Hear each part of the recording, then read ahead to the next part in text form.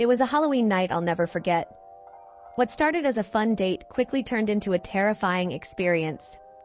Watch the video to find out what happened on that spooky night. This upcoming Halloween will be my 40th birthday, and even after nearly 25 years, the terrifying memory of that night has never faded. You see, I lost my virginity in a pumpkin patch on Halloween. I know, cliché. Specifically, I lost it in the bed of a pickup truck while it was parked in the pumpkin patch. To give you an idea of the patch, it was maybe 80 by 100 feet and fenced off by a wire mesh to prevent cows from getting in. The truck was parked just inside the only gate. Myself and my date had settled there right before the sun went down. My house was just across the street from the pumpkin patch. We shared a bottle of wine, awkwardly talked for a while, and then got to business. My family and I had 2 border collies, and as we were changing positions, the dogs have wandered in and started barking at us.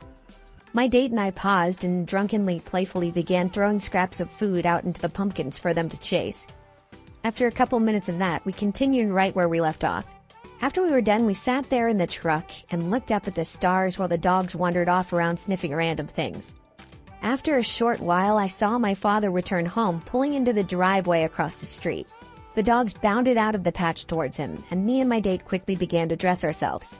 Once we were fully clothed, we just sat on the tailgate and kept talking as we watched my dad pet the dogs and then go into the house. It was about then when we heard it, a rustling sound coming from the patch somewhere behind us. We both paused and turned. At this point, there was only moonlight to illuminate our surroundings, but it was enough. And this is exactly what we saw. A single pumpkin began to rise up out of the patch, but not like someone was lifting it. It was kind of sideways, like it had been resting on its side, and now it was sitting up. For a split second, I thought that someone was raising this pumpkin out of the patch on a stick or a metal bar. But then the stick changed position. It coiled like a snake and then shot straight up like a man would if he went from a squatting position to a standing position. I then saw 2 spindly legs with knee joints protruding from the thing, but no arms. There was a buzzing in my ear, and all of a sudden my date screamed. We both jumped off the truck and booked it out of the patch and sprinted towards my house. I glanced back once, and I'll swear on whatever you want me to swear on. A tall, skeletal figure was leaning over the truck, where we had just both been sitting, and I caught a glimpse of 2 beady red eyes staring back at me. We made it to my garage and forced our way in through the kitchen door. I began screaming at my dad to get his gun. It wasn't until I saw the blood on the kitchen floor that I realized that my nose had been bleeding. Even more alarming, my date's nose was gushing blood as well. I told my dad that there was something in the pumpkin patch.